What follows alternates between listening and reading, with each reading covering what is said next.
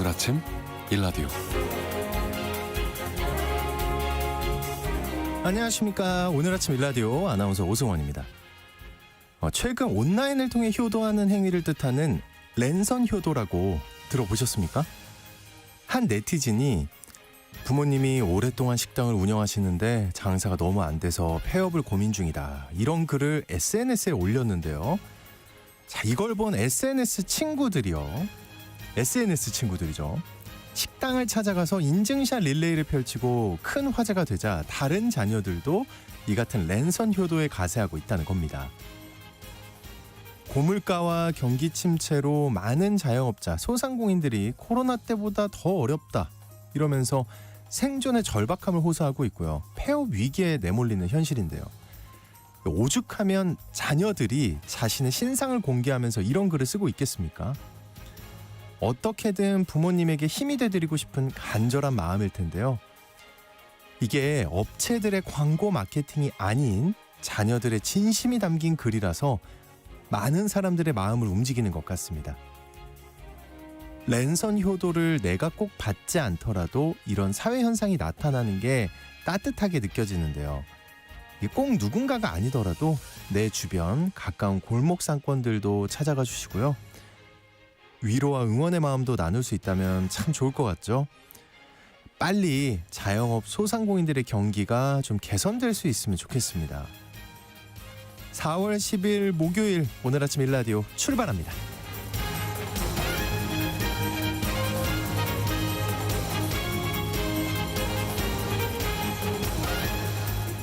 네, 오늘 아침 일라디오 이 시간은 물론 KBS 일라디오의 모든 프로그램은 유튜브 KBS 일라디오 공식 채널이나 모바일 콩 어플리케이션을 통해 실시간으로 함께 하실 수 있습니다. KBS 일라디오 채널 구독과 좋아요, 댓글 많이 부탁드립니다. 자, 오늘 농수산 이슈 시간에는 미국의 상호 관세 적용이 우리 농업에 미치는 영향에 대해 살펴보겠습니다. 또 로드 앤 라이프 시간에는요. 전기차 시대라고 하지만 내연기관차의 기술도 덩달아 발전하고 있다는데요. 내연기관차의 이런 기술력 재조명해 보겠습니다. 자, 방송에 참여하실 분들은요. 단문 50원, 장문 100원이 드는 유료 문자 샵 9730으로 보내주시기 바랍니다. 유익한 정보와 살아있는 이야기가 있습니다. KBS 오늘 아침 일라디오.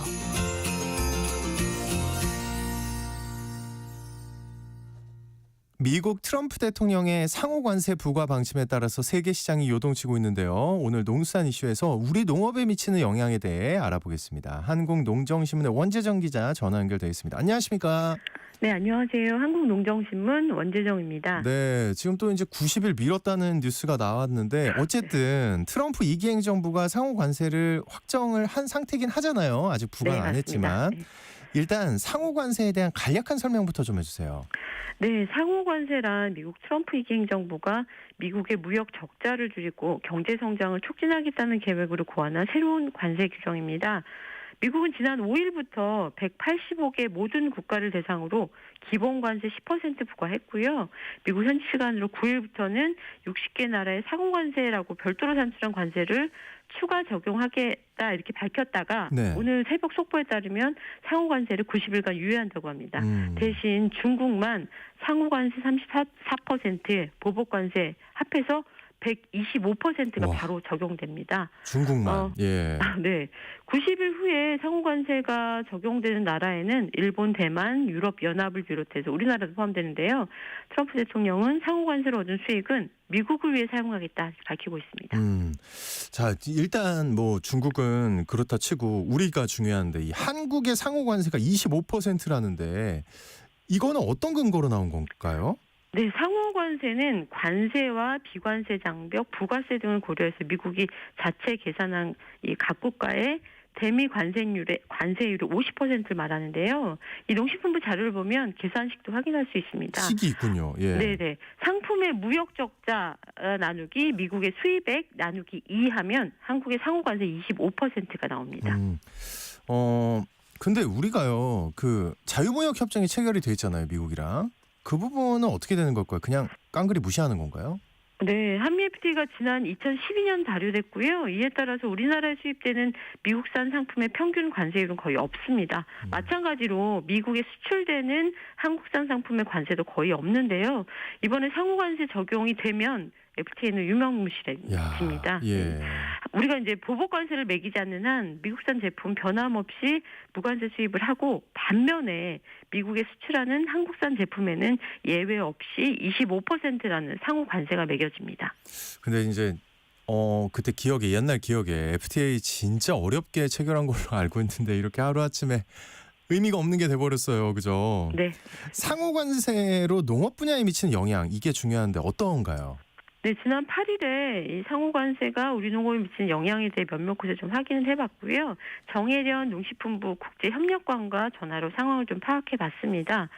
우선 미국에 수출하는 농업 분야의 영향은 이 신선농산물 쪽은 현재로서는 아주 급격한 변화가 없을 것 같다, 이런 조심스러운 전망을 했습니다. 자, 전망입니다, 여러분. 네네. 예. 미국에 우리나라 과일인 배가 수출되고 있는데요. 물량이 많지 않고 꾸준히 나간 것도 아닌데다가 지금 배를 수확하는 시기가 아니기 때문에 당장의 부정적인 큰 영향은 없다고 봐야 합니다. 하지만 이 식품 분야 대미 수출에는 대책이 필요하다, 이런 진단입니다. 그러니까 우리가 수입하는 건 괜찮고, 그죠? 똑같다는 거잖아요. 네네. 미국 걸 수입할 때는. 근데 이제 수출할 때가 문제라는 거죠. 그죠? 네, 맞습니다. 예, 그 미국에 수출하는 우리나라 농식품들이 우려가 되네요.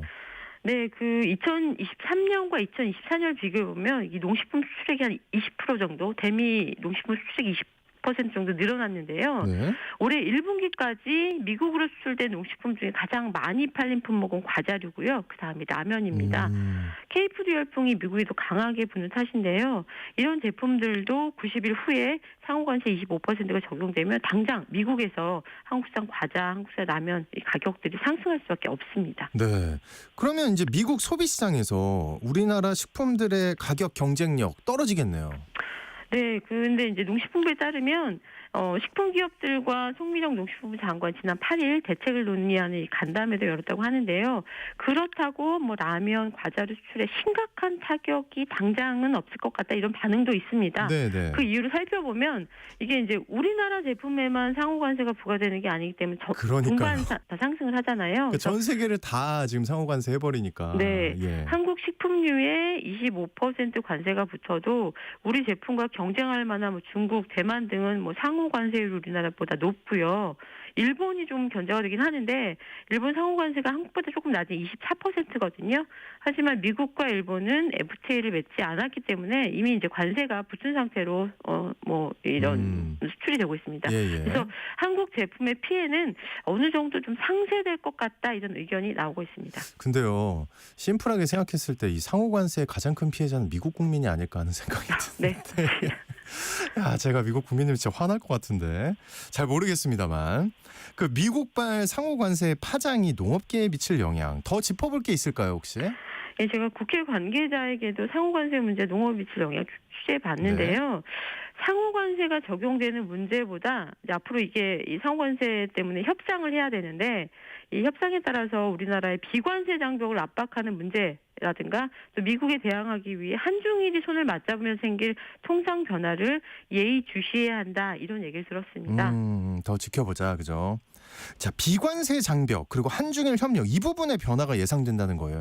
네, 건가요? 맞습니다. 예. 미국 농식품 수출 기업들이 오래전부터 문턱을 낮추라고 요구한 분야가 있는데요. 유전자 조작, 그러니까 GMO 관련 국내 제도라든가 네. 농약 허용물질 목록, PLS 제도 같은 제도 개선 요구를 꾸준히 해왔습니다.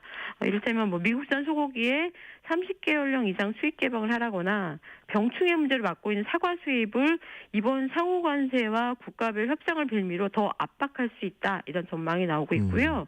또 미국이 워낙 폭군처럼 굴다 보니까 한중일이 공급망 확보를 위해서라도 공조할 수 있는데 이게 한중일 자유무역 협정, 한중일 FTA 체결로 진전될 수 있다, 이런 우려도 나옵니다.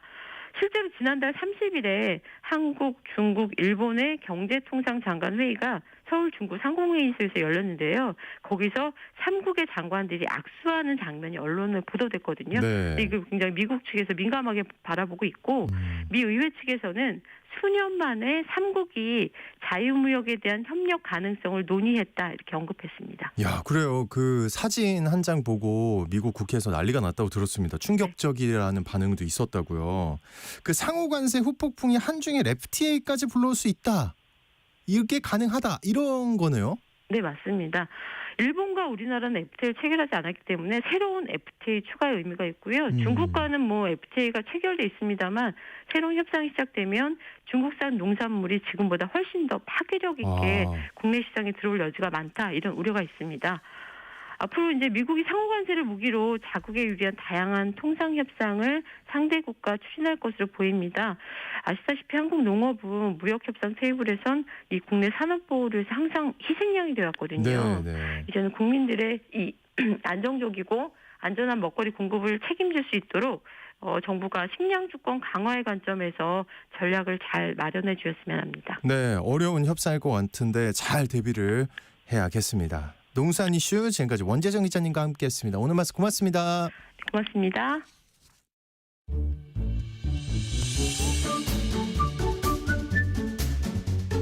아침을 여는 기분 좋은 습관.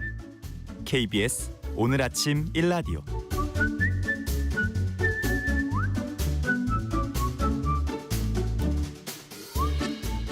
탄소 배출 감축을 위해서 전 세계가 전기차 전환에 속도를 내왔는데요. 근데요, 내연기관차들도 전기차 못지않은 기술 발전이 이뤄지고 있다고 합니다. 자, 이 때문에 자동차 제조사들이 내연기관차를 그만 만들겠다고 한 2030년보다 더 오래 달릴 거라는 전망이 나오고 있다는데요. 로드앤라이프 시간, 오늘은 더 오래 함께 달릴 수도 있을 것 같은 내연기관차 이야기 나눠보겠습니다. 자동차 칼럼니스트인 풀드로틀 컴퍼니의 이동희 대표님 나와주셨습니다. 어서 오십시오. 네, 반갑습니다. 이동입니다. 네, 오늘 올 때도 오토바이 타고 오셨나요? 타고 오려고 했는데요. 네. 끝나자마자 바로 좀 멀리 가야 될 일정이 있어서 차를 타고 왔습니다. 예. 언제가 타고 올지 참 기대가 되네요. 저는. 살짝 저 구경하려고 그랬거든요. 오토바이 타고. 근데 이제 내연기관차 얘기했는데, 언제 생각할 때는 전기차가 이제 뭐 완전히 이렇게 퍼질 것 같은데, 그죠? 근데 외려 발전하고 있다고? 전 그래서 별로 신경 안 쓸 줄 알았거든요. 네. 각 회사에서. 그러니까 이게 전기차하고 내연기관차는 사실은 다른 종류의 탈 것이라고 보시는 게 맞아요. 그러니까 바퀴 4개 있고 뭐 엑셀 밟으면 가고 브레이크 밟으면 쓰는 거라서 똑같다고 생각할 수 있는데 사실은 사회적 기반 시스템도 완전히 다르잖아요. 전기차를 타려면 어딘가에서 발전을 한 전기가 우리 주변까지 와서 충전기까지 와야 되는데 내연기관차는 우리는 지금 당연하게 생각하지만 원유를 수입을 해서 정제를 하고 유통하는 과정이 있어야 되는 거거든요. 그러니까 그만큼 사회 기반 시설까지 영향을 주는 건데 공통적이라고 할 수 있는 거는 전기차에서도 일회 충전 주행 거리를 늘리기 위한 기술들을 많이 쓰게 되니까 이게 내연기관차에도 쓰게 되면 그러면 연비가 좋아지면 이 차들도 더 오래 탈 수 있고 또 이제 저렴하게 탈 수 있는 것들이 되니까 그런 기술 공유를 하게 되는 것들이 늘어나게 되는 거죠. 되게 근데 언제 상관없을 것 같은데 전기차랑 내연기관차는. 근데 그리고 처음에 대표님도 약간 상관없다는 식으로 얘기하셨는데 전기차의 그 길게 가는 기술이 내연기관차, 기름을 먹는 차의 연비에 영향을 준다는 거예요. 그렇죠. 연비를 높일 수 있는 방법을 전기차에 쓰려고 개발을 했더니 이거 내연기관차에도 써도 되겠네라는 것들이 나오게 된 거죠. 공유가 되는 기술이 있다는. 그렇죠. 그럼 왜 과거에는 이거를 바로바로 하지 않았을까요? 그러니까 이게 내연기관차에다가만 쓰려고 하면 사실은 이제 연비를 높이는 방법들이 여러 가지가 있는데 굳이 이거 우선순위에서 사실은 밀렸던 거예요. 그러니까 기술을 연구는 해놓고 실제 차에 쓸 기술을 개발하는 데는 돈이 들고 비용이 드는데 효과적으로 보면은 효과가 큰 거부터 먼저 하겠죠. 근데 전기차용으로 일단 먼저 개발을 해놓고 실용화가 됐으니까 그럼 이것도 이제 내연기관차에 쓰자. 이제 이런 식으로 기술이 발전해 온 거죠. 그 예를 좀 들으시면 좋을 것 같은데 회생 제동 기술 이게 그러니까 그거잖아요. 저는 전기차를 안 타서 잘 모릅니다만 이렇게 엑셀을 밟아서 쭉 가다가 엑셀을 떼면은 이제 브레이크가 자동으로 걸리면서 이게 회생 제동 기술 아니에요? 그렇죠. 이렇게 뭐 전기를 아낀다? 발전을 한다? 발전을 한다가 되는 거죠. 그러니까 자동차에 달린 전기 모터는 이렇게 생각하시면 돼요. 전기가 들어가면 차를 움직일 수 있는 모터가 되고 엑셀을 뗀다는 거는 전기가 안 들어가는 거잖아요. 그러면 달리는 차가 모터를 굴리면 이게 발전기 역할을 하면서 전기가 나오게 돼요. 오. 근데 이 나오게 되는 전기양, 그러니까 전력량을 얼마만큼으로 제어를 하느냐에 따라서 제동이 더 세게 걸리는 거죠. 그러니까 브레이크 역할을 바꿔서 할 수가 있는 거예요. 모터를 통해서. 근데 이거를 잘 생각을 해보시면 왜 그렇게 하냐면 차의 운동 에너지를 결국은 전기로 다시 회수를 하는 거잖아요. 예. 그러면 배터리에 다시 쌓아놨다가 다시 달릴 수 있으니까 이게 주행 가는 거리를 늘릴 수가 있거든요. 한번 충전하고 가는 거리가 늘어나는 셈이니까. 그렇겠네요. 예. 근데 이게 이제 엔진 쪽으로 넘어오게 되면 예를 들어서 차에 있는 12V 배터리가 있잖아요. 우리 그 라디오 켜고 지금 이제 라디오 들으시면서 쓰는 전기들이 다 그런 건데 그거에 쓰이는 12V 전기를 발전하기 위해서도 사실은 엔진이 돌아가거든요. 예. 그러니까 기름을 태워서 발전을 하는 게 아니라 차의 운동 에너지를 전기차에 회생제동하듯이 그때만 차가 속도를 줄일 때만 발전을 하게 해서 12V 배터리를 충전하는 거죠. 그러면 연비라고 하는 거가 1리터의 기름으로 몇 킬로미터를 가느냐인데 더 적은 그러니까 발전을 하려고 기름을 안 쓴다는 거는 주행을 하는데 기름만 쓴다는 얘기가 되니까 네네. 딱 연비가 올라가는 집중하는 거죠. 예. 그렇죠. 야, 그렇군요. 또 어떤 것들이 있나요?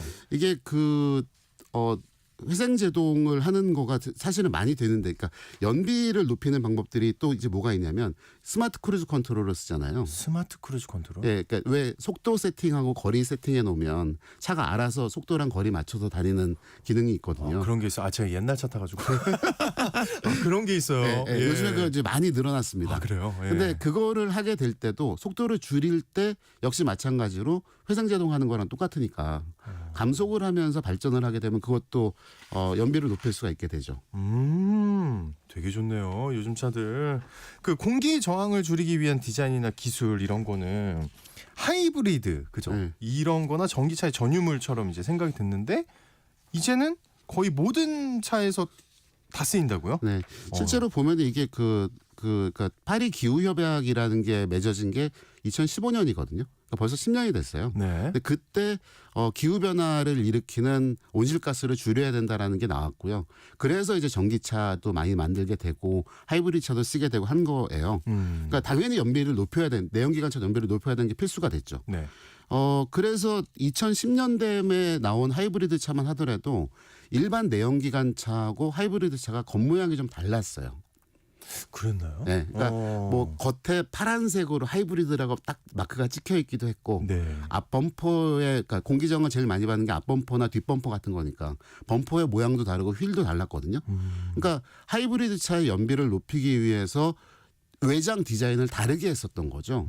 그래서 그때는 약간 나는 친환경차를 탄다라는 포인트도 됐고 그걸로 마케팅을 하기도 했는데 실제로 보면은 이제 타시는 분들 입장에서는 좀 튀는 차가 되는 거예요. 그렇겠네요. 예. 근데 이게 전기차가 좀 일반화되고 하이브리드 차가 많이 팔리게 되면서 기술이 쌓이게 되니까 공기 저항을 줄이는 디자인을 만드는 기술들이 쌓이면서 이거를 그러면 굳이 이거를 내연기관차랑 하이브리드 차를 구별할 필요가 있나? 디자인이나 뭐 여러 가지를. 그렇죠. 예. 그리고 어차피 공기 저항을 줄이는 디자인을 쓰면 내연기관차도 연비가 좋아지니까. 그러니까 이걸 나눌 필요가 없겠구나. 그리고 그런 그 공기 저항을 줄이는 디자인이 사람들의 마음에 들어야 되거든요.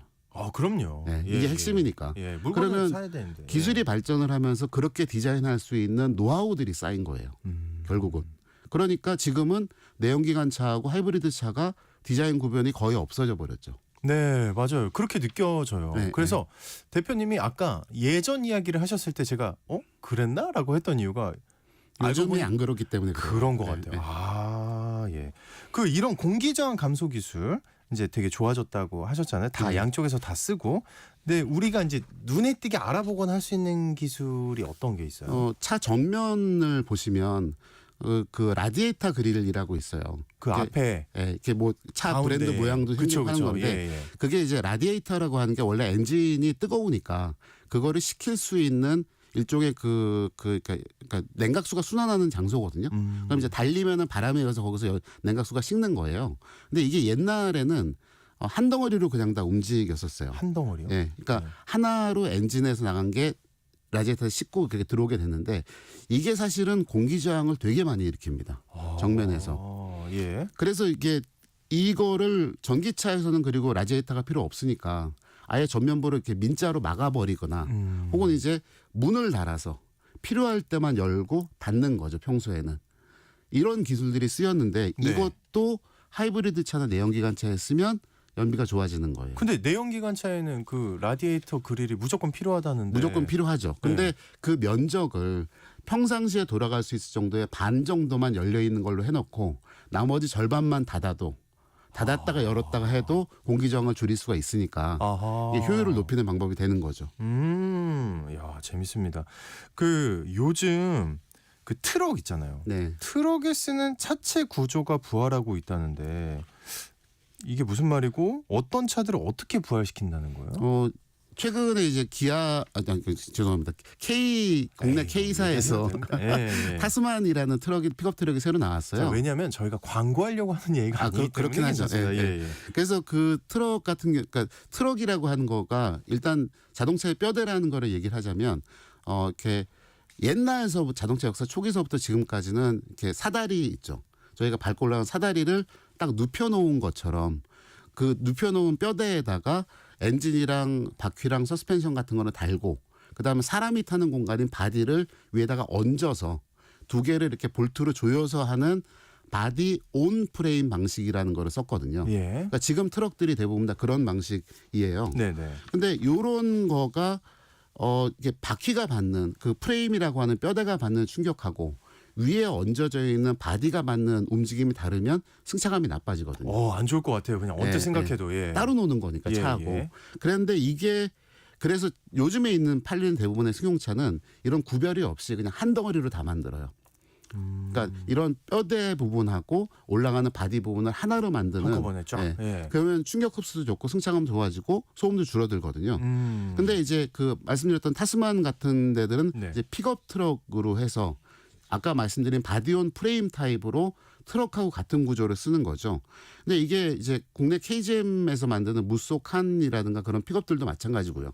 또 뭐 지프의 글래디에이터라든가 그런 픽업도 그렇고 그다음에 고급차 브랜드라고 할 수 있는 렉서스, 일본 렉서스에서도 LX700H라는 차가 이 구조를 써갖고 새 차가 나왔어요. 그러니까 사실은 옛날부터 써왔던 올드한 그런 메커니즘인데 이거를 지금도 만들어서 팔고 있는 거죠.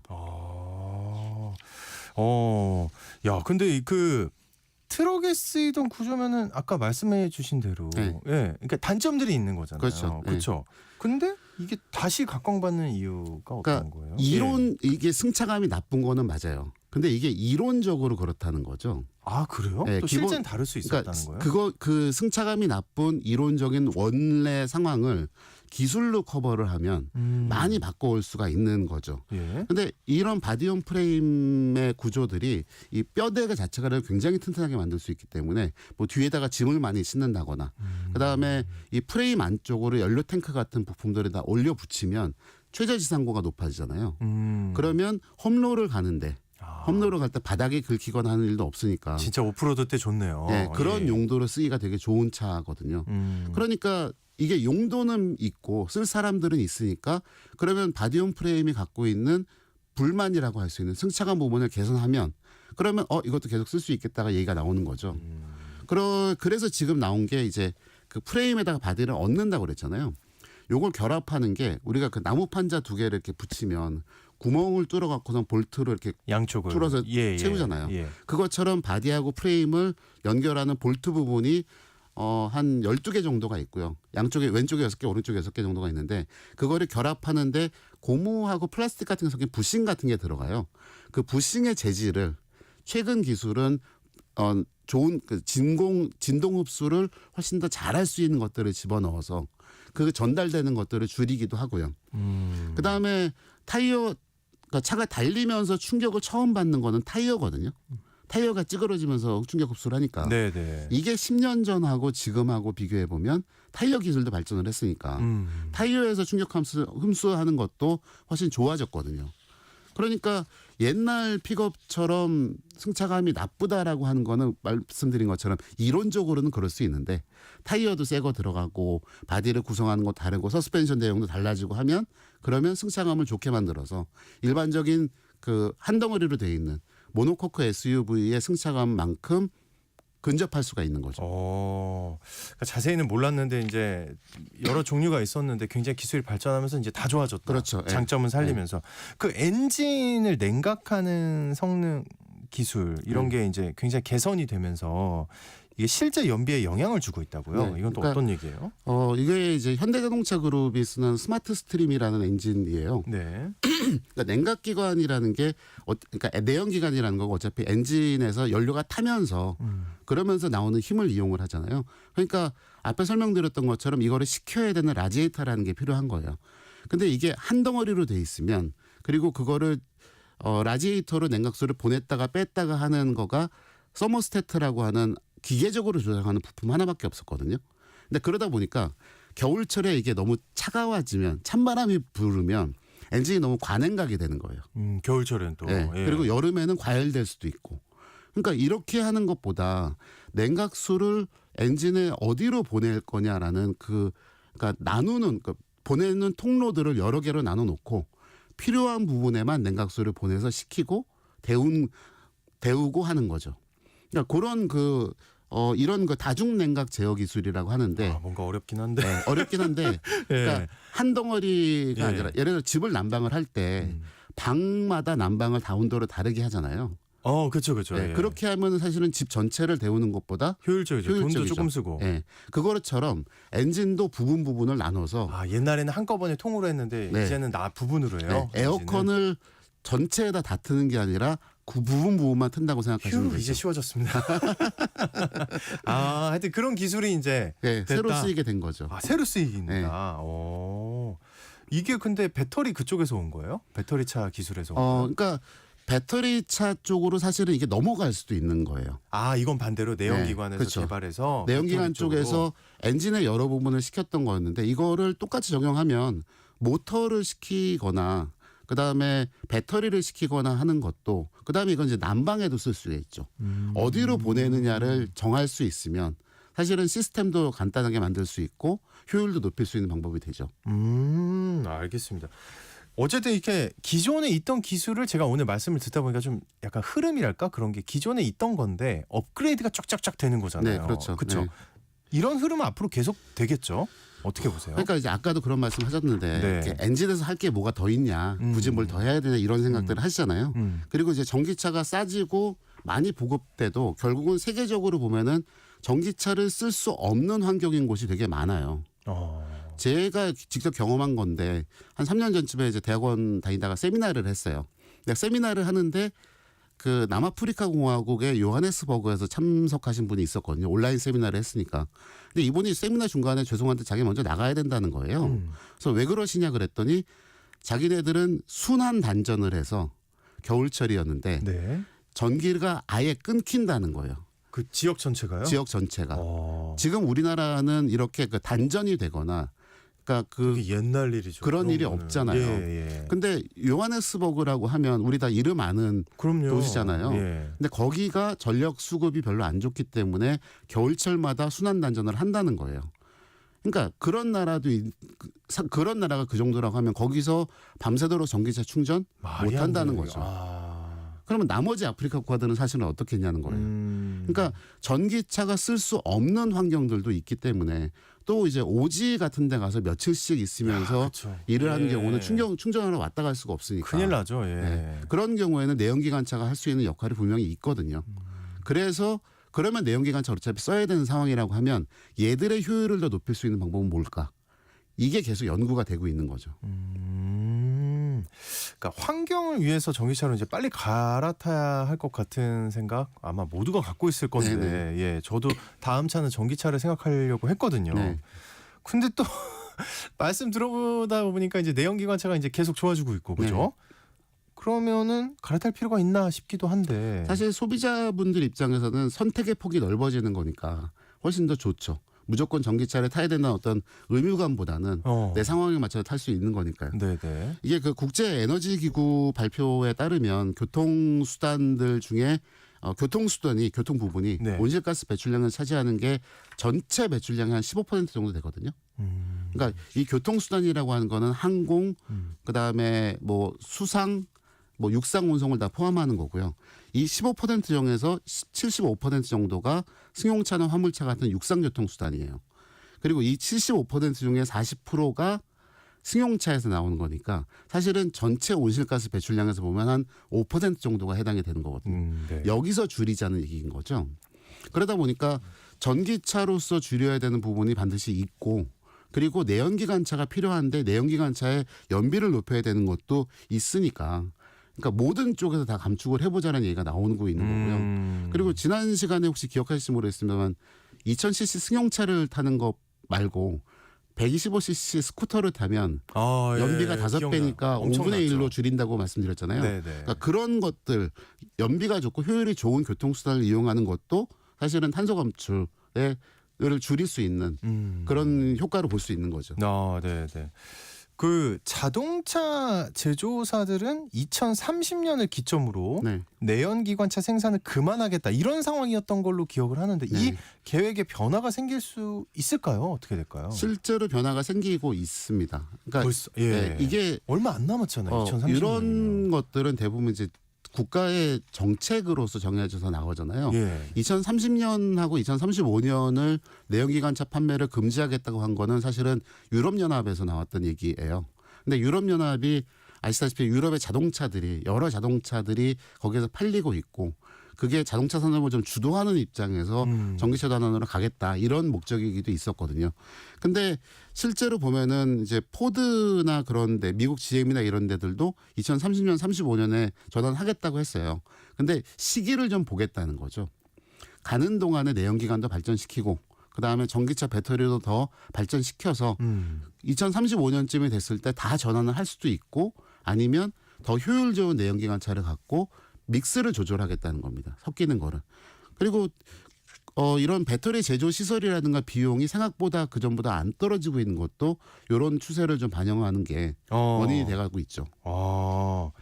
그렇군요. 그 최근에 그 모빌리티 쇼가 열렸다고 네네. 들었습니다. 그런 행사 가면 왜 이렇게 막 가보기만 해도 흐름이 바로 보이잖아요. 네. 어땠나요? 일단 지금 서울 모빌리티 쇼 2025가 일산 킨텍스 제1전시장에서 열리고 있고요. 일산에서. 네. 열리고 있고 이번 주말까지 합니다. 그러니까 13일까지 열리는데요. 근데 모빌리티 규모 자체는 옛날보다 좀 줄었어요. 참가 업체들도 줄고 그래서 그건 또 왜 그랬는데 그래요? 약간 경기가 안 좋아서 그런 거예요? 경기도 안 좋고요. 그 모터쇼라는 거 옛날에 모터쇼였잖아요. 모터쇼라는 거에 출품하지 않고 다른 활동을 하겠다라는 브랜드들 생긴 거고요. 근데 이제 이번에 보면 현대자동차 같은 경우는 이제 수소연료 전기 자동차입니다. 기본적으로. 근데 수소연료? 그러니까 수소가 들어가서 공기 중에 산소랑 만나서 발전을 하는 거죠. 우와. 그러니까 발전기를 싣고 다니는 전기차인 거예요. 그거의 신형 모델이 나왔고요. 그다음에 아이오닉 6라고 해서 승용차도 또 새 모델이 나왔고 이제 그 독일의 BMW 같은 경우도 중형 세단이라든가 SUV 그리고 독일의 또 그 포르쉐라는 스포츠카 브랜드도 타이칸이나 마칸 같은 SUV들에도 일렉트릭 전기 모델들을 다 내놨습니다. 그리고 이번에 가보시면 그 중국 회사인 BYD가 부스를 굉장히 크게 차렸고요. 새로 런칭할 차들을 포함해서 다양한 차들을 소개하고 있는 거죠. 아무래도 이제 거기 한국 진출했으니까. 그렇죠. 그러니까 이게 보면 전기차 새 차들이 많다는 것만 봐도 사실은 대세가 어디로 가고 있다라는 거는 보여지는 거죠. 그거는 확실하군요. 대세는 역시 확실했고 여전하다. 이번에 어떤 기술들 아까 현대차 얘기도 잠깐 해주셨지만 어떤 기술들이 눈길을 끌었는지도 또 얘기해 주세요. 그래서 아까 말씀드렸던 것처럼 내연기관차는 기름이 유통되는 과정이 있어야 되고 전기가 공급되는 과정이 있어야 되잖아요. 그러면 수소연료 전지 전기차는 수소가 공급되는 생태가 있어야 되는 거예요. 그거 없지 않나요? 근데 국회 쪽에 하나 있는 거 같은데. 국회 바로 여기 앞에 하나 있죠. 근데 전국에 한 220개 정도가 충전소가 있어요. 근데 신형 넥소라는 차가 나오면서 뭐를 했냐면 내비게이션을 목적지를 찍잖아요. 근데 찍었는데 주행 가는 거리보다 목적지까지 가는 거리가 멀다. 그러면 당연히 중간에 충전소를 들려야 되죠. 그럼요. 그러면 내비게이션 경로를 아예 그렇게 찍어주는 거예요. 알아서. 자기가 미리 계산을 해가지고 그렇죠. 여기 가야 됩니다 무조건. 그리고 도착했을 때 주행 가는 거리를 얼마로 할 건지도 정해놓으면 그 전에 미리 경로를 다 설정을 해주는 거죠. 그건 되게 효율적이네요. 네, 이게 원래 이것도 사실은 전기차에서 나온 기술이에요. 전기차도 가는 길에 그러니까 흔히 말하는 루트 플래너라고 하는데 경로를 원래 이게 이런 기능이 차에 없었을 때는 운전자가 머릿속으로 그 생각을 해야 되는 거예요. 그럼요. 우리가 계산해야죠. 네. 예. 근데 이것도 이제 전기차 타시는 분들은 익숙하니까 그냥 했던 거를 차에서 좀 더 편하게 해줄 수 있는 거고. 이야. 그리고 요거하고 관련돼서 그거는 내연기관 이쪽에도 빨리 나왔으면 좋겠어요. 근데 사실은 어플로도 나올 수 있을 것 같고. 전국의 주유소가 한 11,000개 정도가 있어요. 큰 그러니까 이거 이게 없다. 네, 지나가다가 그냥 볼 수 있는 거니까 내연기관 차에서는 조금 덜 필요하다? 그렇게 생각을 할 수 있죠. 네네네. 그래서 이 수소라는 거 자체가 어떻게 만들어질 수 있고 또 지금은 어떻게 보면 석유화학 산업에서 부산물로 만들어지는 부생수소라는 거를 쓰거든요. 근데 이게 친환경적이지는 않은 거예요. 그러니까. 그래요 또? 네. 수소는 또 무조건 친환경인 줄 알았는데 그것도 그러니까 아니네. 사용 단계에서는 친환경적이죠. 근데 만들어지는 과정이 친환경적이어야 되는 건데 그래서 이거를 예를 들어서 이제 태양광 발전을 해서 그 전기는 저장하기가 사실은 쉽지 않거든요.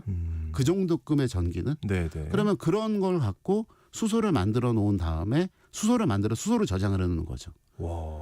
그러니까 이런 게 수소 생태계가 만들어져야 돼요. 그래서 그런 것들을 어떻게 해갈 건지에 대해서 좀 재밌게 귀엽게 설명을 해놨어요. 그 대표님은 약간 그러니까 지금 이제 우리가 전기차, 내연기관차 얘기만 하고 있었는데 약간 수소는 좀 빠져 있는 느낌이었거든요. 네네. 수소차는 약간 그건 또 다른 영역이잖아요. 다른 영역이에요. 근데 수소차도 미래가 있다고 보시는 거예요, 대표님은? 네. 그러니까 아. 이 수소가 왜 그러냐면 아까 제가 교통 부분이 한 15%밖에 안 된다고 그랬잖아요.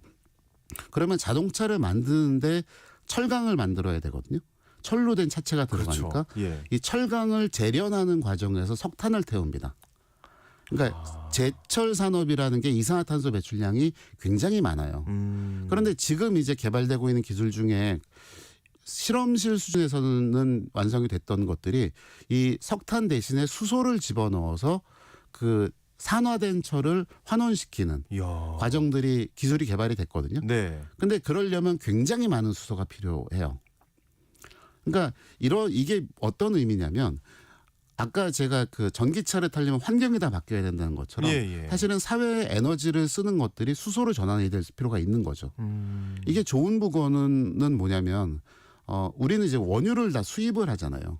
근데 수소 같은 경우는 우리나라에서 태양광 발전을 해서 만들어서 쓸 수도 있는 거예요. 수입이 필요가 없고. 네. 그러니까 이거는 국가 안보 차원에서도 에너지 독립할 수 있는 그런 것들이 되거든요. 사실 중동에서 전쟁 한 번만 터져도 저희 나라에서 흔들리죠. 물가가 난리가 나는데 그런 거에 흔들림 없이 우리가 독자적으로 할 수 있는 방법들도 에너지 전환하는 거니까 정말로 이거는 국가 차원에서 에너지 전환을 해야 되는 거고요. 여러 그러면 기술에도 쓸 수 있고. 네, 이게 우리만 그러고 있느냐. 중국은 이미 그거에서 굉장히 많이 앞서가고 있고요. 우리랑 상황이 비슷한 일본도 전국의 수소 충전소가 지금 한 거의 1,000개 가까이 됐을 거예요. 그러니까 그런 수소 생태계를 만드는데 굉장히 노력을 하고 있는 거죠. 알겠습니다. 자, 중요한 게 이거 같아요. 가장 궁금한 거일 수도 있습니다. 지금 차를 구입한다고 하면 어떻게 해야 됩니까? 어떻게 해야 돼요? 결국은 개인의 용도하고 사용 환경이 맞아야 되는 거예요. 그렇죠. 그러니까 유지비를 생각하면 사실은 전기차는 차값이 비싸고 유지비가 싼 쪽인데 내연기관차는 차값은 싼 대신에 타면서 유지비가 많잖아요. 그러면 주행거리가 많으면 많을수록 전기차 쪽이 사실은 유리한 거죠. 그리고 본인이 차를 몇 년 동안 정도 타느냐. 예를 들어 3년마다 바꾼다.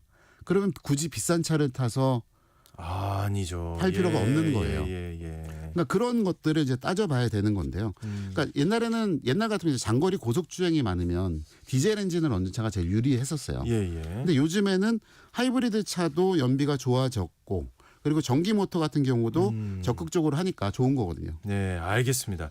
저 오늘 말씀드리니까 내연기관차 끝나지 않았네요. 네네. 끝나지 않고 좀 더 봐야 된다. 그리고 전기차를 살 때는 상황을 잘 봐야 된다. 네네. 알겠습니다. 지금까지 자동차 칼럼니스트인 풀 드로틀 컴퍼니의 이동희 대표님과 함께했습니다. 오늘 말씀 고맙습니다. 감사합니다. 네, 새벽에 비가 내린 곳들도 있는 것 같은데요. 출근길에 안개가 끼는 곳이 있어서 안전운전 하셔야겠습니다. 낮부터는 맑은 하늘이 드러날 거라고 하니까요. 여러분 오늘도 좋은 하루 보내세요.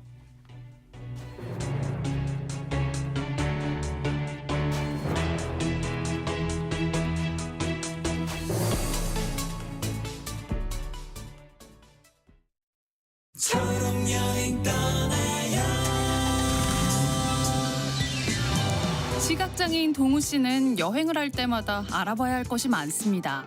그러던 중 한국관광공사가 운영하는 열린 관광 사이트를 알게 됐어요.